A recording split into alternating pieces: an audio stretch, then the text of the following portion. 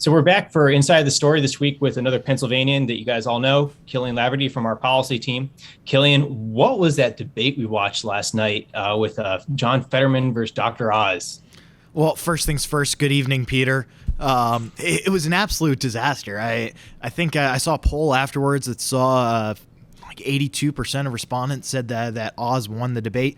And honestly, he should have. What a disaster. What a train wreck for Fetterman. Whatever campaign staffer let him do that and said that it was okay for him to go out on a debate with Dr. Oz should be fired immediately. It spoke to nothing of incompetence on his campaign staff's front and raised nothing but red flags for his own health and his own, frankly, insane policies, regardless of that. Yeah, I know. It's not that we shouldn't. I mean, we shouldn't elect him because of his condition currently, because you can't have people like that making decisions in the Senate. But also before that, his policies are. I mean, he's essentially a socialist out there. Bernie Sanders-esque, some pretty radical policies. So there's a lot of reasons not to elect him, besides the fact that this guy shouldn't be in the race right now. But I agree. Whoever was part of his advance team or whoever okayed that for him to actually go and take that debate, should be completely canned. I think he was in the position where you just don't do the debates. You keep dipping out of them. You don't let people see how bad that is. I'm speaking from a purely, political standpoint, how to win an election, but that just seemed like a disaster for him. I mean, what was he was talking about? A willing wage and signal mothers. It just almost every answer is like, what's going on here? Like, Come on, man, you shouldn't be doing this. My favorite quote was, I support fracking. Something along those lines. It was a disaster. This guy is lying about his record too. The thing is, he's lying to begin with, but he can't even say it correctly. He's trying to flip flop on the. Yeah, absolutely. And look, Fetterman, for the past couple months, he's been doing the Joe Biden strategy, the Joe Biden 2020 strategy of hide in your basement, don't do media appearances, limited talking, don't debate, nothing like that. Try and limit public exposure. Because Biden had his own issues in 2020 as far as being able to verbalize his positions and things like that. Yeah. But Biden was able to get away with it largely because of COVID. Yeah. Fetterman does not have that cover. He is expected to be out there. So for a while he was getting hit on ducking debates with Dr. Oz, and now we're finally seeing why. And even in his MSNBC interview from a couple weeks back, it was an absolute disaster on his end. The reporter had said something along the lines of he obviously was having problems hearing what I was saying in the small talk before the interview, and then needed closed captions, which were able to improve his ability somewhat.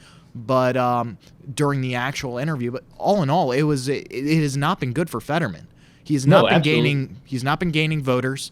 He's been losing ground to Oz rapidly over the past couple months. You'd think this would be the nail in the coffin. I mean, I think we're going to be talking about this debate for years to come. I mean, there's going to be jokes about it forever. I mean, obviously, it's sad we're not making fun of his condition here, but this guy's. He should have been nowhere near that. And I think that reporter from MSNBC who did the interview a couple of days ago or last week, she got lit up on Twitter by all these liberal, Twitter accounts saying how terrible of you to even go there with this, like to even suggest that. And I think she's pretty vindicated based on what happened last night. Look, we're talking about something that directly affects your job as a U.S. Senator, your ability to communicate with your constituents, your staff, and your colleagues in the Senate. It's not like anyone's making a big deal of the fact that Dan Crenshaw's vision is impaired, or that Tammy Duckworth, the senator from, I believe, Minnesota, doesn't have, she doesn't have legs. Those don't affect her job, or or Congressman Crenshaw's job. This one directly does. It is a big issue. And beyond the fact that this guy, again, has some of the most radical beliefs of any competitive mainstream candidate in recent memory, beyond that, he is physically unable to perform the job. And that is frankly terrifying, that this is a competitive race. And we could see John Fetterman, an unabashed socialist, represent the state of Pennsylvania. Yeah. Well, kind of switching and talking about let's zoom out and look at the general picture here. Republicans are right now up 2.4% on the generic ballot, according to Real Clear Politics. That's been a change since earlier in September, when things were looking kind of bad. The GOP was on a water slide. It seems like that Republicans are coming home, essentially going into the November midterms. Things are looking better. What's your take on that, Kilian? Yeah, well, look, we're getting closer to crunch time. This is when what you saying to pollsters, it starts to matter more. It's becoming a reality for people, the November election. A couple months back, everything's kind of conjecture. Right now, this is when the stakes really matter. You're coming up with your final decision of who you're going to vote for. And the state of play right now is things aren't great under Democrat leadership. We're looking at trillions and trillions of dollars in spending, inflation skyrocketing on everything from gas to groceries. It is a reminder of the themes that we've seen over the past couple of years of this Biden administration and Democrat-controlled Congress, and people are ready for a change. And that means getting back to the policies that worked during the previous administration when we had united Republican government in the first couple years of it. And, right now we're looking at a reminder of, in 2019, we had the strongest economy because of the reforms of the previous administration, the strongest economy in most of our lifetimes. Counter that to what we're looking at now with the Biden administration, people are hurting, people are struggling, and it's becoming clear that we need a change in Washington in November. Yeah, for sure.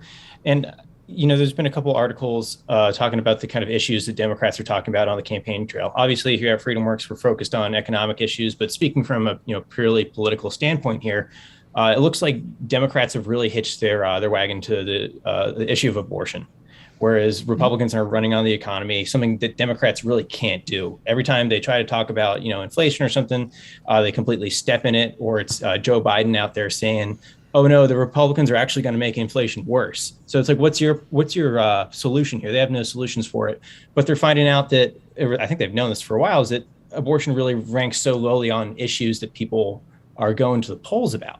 It's really inflation that's driving this right here, and I don't really see any path forward for Democrats to fix this in the final days going into November. Yeah, you got to go back to the days of Bill Clinton. It's the economy, stupid. This is what affects people. It is their lives we're talking about. And ultimately, that is what is going to drive people in November. The idea that this administration, this Congress has done nothing to improve the lives of American citizens. And they can try and hitch their wagon to things like the Dobbs decision, but ultimately that's a losing fight for them. They can't ignore the real kitchen table issues like inflation, like a stagnant economy, like a looming recession. That's why their only real solution here, because they can't talk about the economy, is to try and change definitions. Try and change the definition of a recession. Sure. What is it? I mean, when everything's infrastructure, nothing's infrastructure. This has been a theme of Democrat politics for the past couple of years. Of changing definitions to fit their narrative, because ultimately reality doesn't line up with their electoral success. Exactly, and you change the definition, but the rest of the country doesn't believe it. Clearly, that's why we're seeing these numbers. But otherwise, we saw another total Democratic misstep. This one from the House Progressives yesterday with their letter they released about withholding more funding from Ukraine, trying to de-escalate there. What happened? It was pretty embarrassing. No, it was an absolute debacle. I guess this letter was drafted in the summer in June or July, and it was released this past week without any say from other members that signed on earlier, exactly, but haven't. What were they saying with it? They wanted Zelensky and Ukraine to come to a diplomatic solution to the conflict with Russia, and try and de-escalate military intervention there, cut back on U.S. Foreign aid, and something really a lot of Republicans are saying. Absolutely, and. Right now, what Democrats are saying is that, oh, well, we're in a different situation now from when this letter was drafted, and we need to show a united front going into November. So it's an electoral move. And honestly, the fact that they're so wishy-washy about this and they can't stand by the letter, the thing that ostensibly they believe. I mean, It doesn't take, you don't need a long memory for the George Bush years and the anti-war left. I'm already against the next war. Yeah, I remember all those bumper stickers everywhere. Where'd those people go? I live in Washington, D.C. I see Ukraine flags. I see people all about sending more money, sending more troops to escalate the next war. And all those people are nowhere to be found. Absolutely. No, they are chasing even the anti-war people like Tulsi Gabbard, the genuine anti-war kind of America First like sentiment, the anti-war left. They're chasing them out of the party. It's becoming obvious that maybe that movement during the Bush years wasn't one of actual principle on their end, but one of political expediency to counter a Republican administration. For sure. But basically what happened here with this letter is they pulled it. They issued a statement saying, oh, actually, no, we didn't say that, which is absolutely ridiculous for you to do when you're a sitting member of Congress to go and take back the letter you put out. I mean, how can you have a shred of credibility for anything you say after that? And then what they do, they went and blamed it on their staff. Mm-hmm. That's exactly what they did. It's a incompetency at the highest level. Yeah. An absolute debacle on their end. The fact that the letter went out was a debacle. What the fact they couldn't stand by their words and that it was drafted in the first place was a disaster on their end. And it's to go back to an earlier conversation, it is no wonder why we're seeing a late Republican surge for the midterm cycle. Oh yeah, no, tripping at the goal line there. Pretty embarrassing for House progressives and Democrats in general these days, but things are looking better. Kilian, thanks for coming on. Thanks for having me.